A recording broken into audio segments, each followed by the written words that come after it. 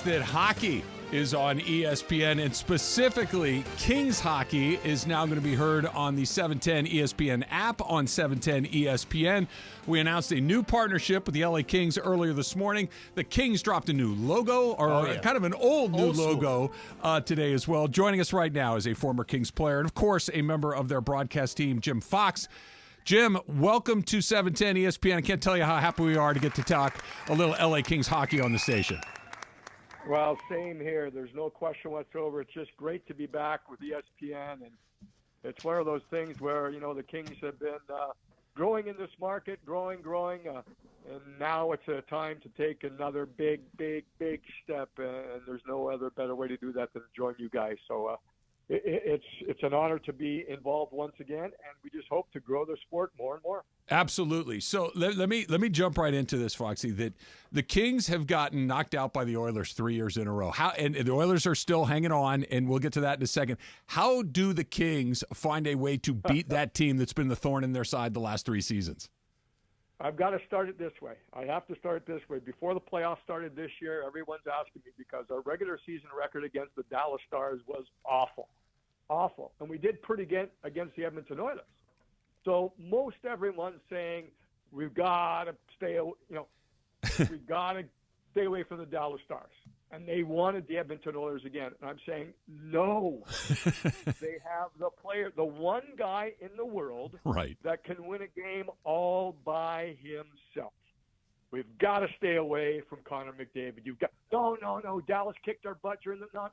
Stay away from McDavid. So if you want to beat Edmonton, guys, have Connor McDavid traded from the Oilers. That's the way to put it.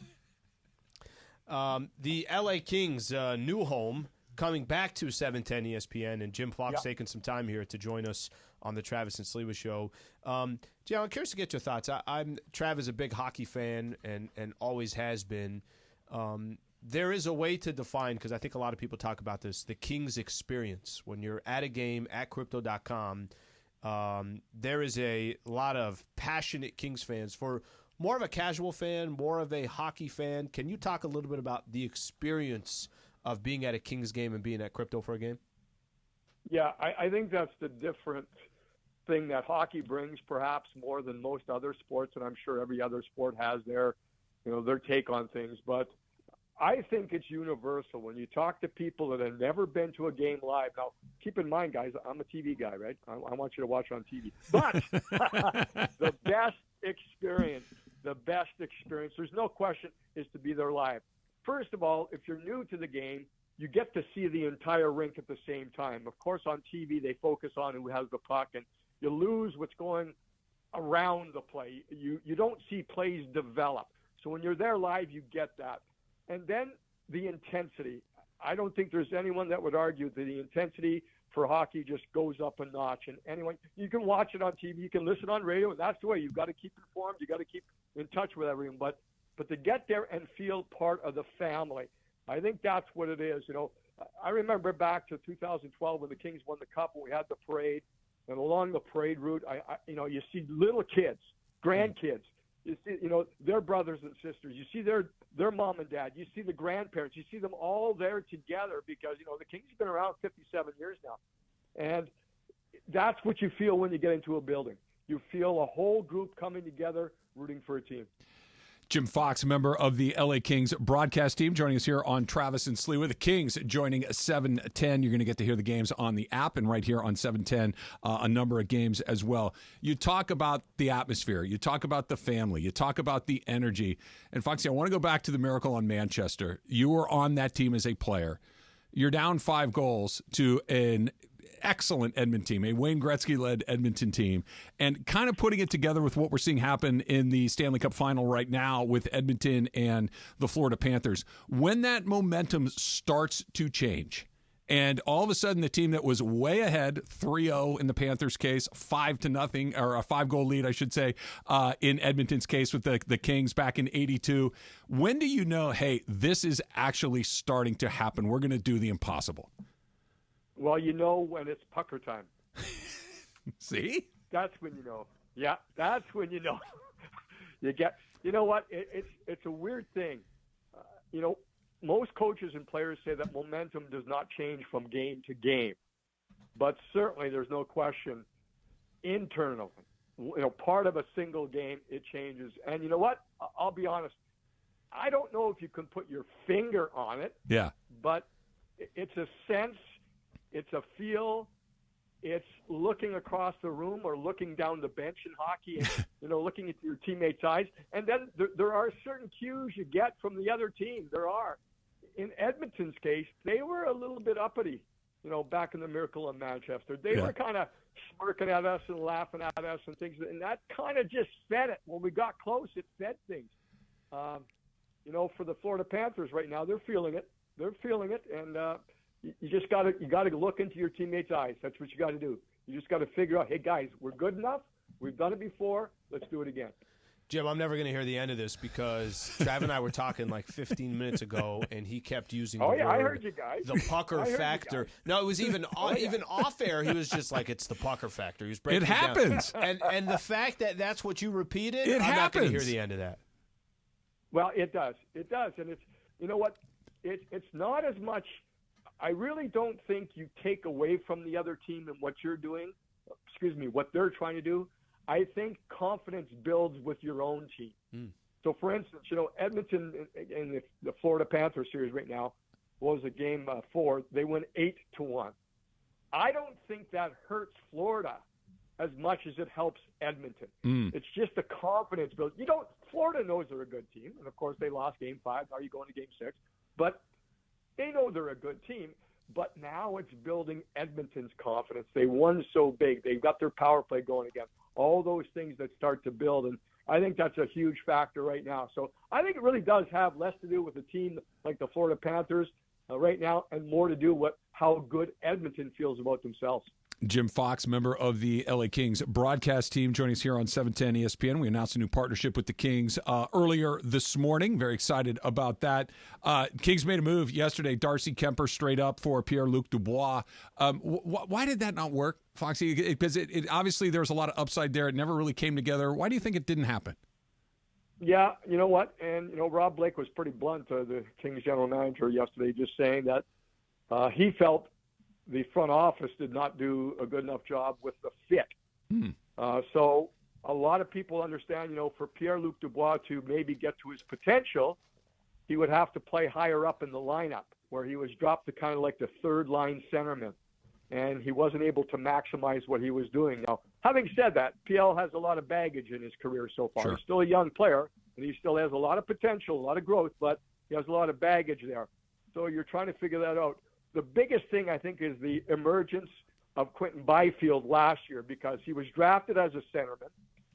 He started as a centerman, really didn't do well. They moved him to the wing. He flourished. He got better. He grew. And now he's at the point where they want to move him back to center again. And if you're going to do that, then, it's almost kind of like there's no more room for P.L. Dubois. It's great to have that growth with Quentin, and he's going to be able to move into a center position and take over that. But you know what? Let's face it, guys. And I think Rob touched on it. It was a mistake. It was an error. And, Rob took full responsibility for it. It just reminds me, guys, of, the passing of Jerry West recently. I came into contact with Jerry a few times. And the one thing he would say is you're going to make mistakes. You're going to, especially as a front office guys, you're going to make mistakes, but don't let that, scare you from trying the next thing. And I think that's what Rob and the Kings tried to do. They tried to shore up a goaltending position with Darcy Kemper coming back to the Kings. But for the most part was this. They recognized their mistake. They made another move, and they're going to try to move on from there. Jim, final one for me, just to kind of play off of that. I know it's still very, very early. We got a long way to go till next season starts. But what is kind of your vision or the evolution of this Kings team and how they get back in the mix? I know Edmonton has been the biggest hurdle for them, but what do you expect next year? Well, you know what? I expect, first of all, they have Jim Hiller taking over as the new head coach. He was interim for the last part of the year. Righted things, got the Kings into the playoffs. I do expect a little bit of a change in their approach, the system approach, and how they approach things. Every team's going to say, guys, you're going to win with defense. But I think the Kings' transition to offense hurt a little bit. It wasn't as good as it could be, so I expect a little bit of a tweak there, and Jim Hiller will be behind that. And then more than the X's and O's, I just feel that, and I talked about it last year, guys, when the Kings started to struggle, and I used the word soul. I said the team is fighting and searching for the soul of the group, not the identity, but there was just something missing, and I expect that to be corrected this year, whether it's internally in the locker room, whether it's how the coaches, sell their system, whether how the players accept that and receive that. I expect that to come around this year, and everyone's going to realize that the one most important thing is to make sure everyone is believing in what is being sold to them. And if that's not the case, you're going to have to move on. But everyone get on the same page. Jim Fox, a member of the Kings broadcast team, joining us, announced a new partnership with the Kings earlier this morning. We're going to get to hear their games, all the games on the app, and a bunch of games right here on 710 ESPN. Last one for me, too, Foxy, and kind of a two-parter here. How is Anze Kopitar this good after 18 years in the league? Yeah. And I'm going to take 99 and slide him aside for a second. Is Kopitar the greatest King in LA history, 99 aside? You know what? This is the way I look at it. And, I'm sure Wayne would understand what I'm saying. I think of Wayne as an Edmonton Oiler. He won 4 Stanley Cups with the Edmonton Oilers. He brought the Kings to the first Stanley Cup final. Couldn't get over that hump. But so for that reason, I certainly look at it that way. I look at Anze Kopitar, just the immense value he has brought, because the numbers he's putting up offensively are being put up with a player that does not sacrifice defense for that offense. He doesn't do the Doncic stuff. He plays both. He plays both sides, right? Luka getting shade there. I like that. He plays both, and that's where that separates him. And then you add the longevity. And then you add, at the end now, he's got 2 more years on the contract, and he may have had his best season last year. Yeah. You put that all together, I think your argument is well presented, and I would be right there in agreement with you that Anze Kopitar is the best LA King ever. And now we've got Luc Robitaille, who's played with us, but back and forth. The thing that probably separates the guys is Anze's been with this franchise throughout his entire career. He has not moved anywhere else. 18 years in an LA Kings uniform, just remarkable. And like Jim said right there, he's got a couple more at least to wear the Kings colors, which, by the way, they announced a new logo today, kind of a throwback to the Gretzky era. I know that there's going to be some stuff available at the team store at crypto.com. And, of course, in conjunction with the announcement that the Kings are going to be partners with us here at 710 ESPN. Fox, I look forward to talking to you a bunch over the next few months and years, hopefully. Always love talking hockey. Thanks for coming on with us. Thank you for having me, and it's great to be back with you guys. Great to be back. Thanks very much. Thank you. You got it. Pucker factor, Slee. I told you. That was all you, bro. You get tight. You should have looked your eyes when they locked into me. You're like, did you hear them? They get tight, and all of a sudden you start to pucker. Makes sense. You pucker. Makes sense. And then it's hard to perform when you're puckered. Hey, it's a different term, but it happens in all sports. It's in every sport. Yep. You can pucker. Rory McIlroy puckered at Pinehurst. Yep. The Florida Panthers are puckering on their way to Edmonton to take on the Oilers. The Dodgers, the last 2 seasons, have puckered in the playoffs. You're right. It happens. It happens all the time. That was terrific. Factor Cap coming up next. It's Travis Slee, 710 ESPN.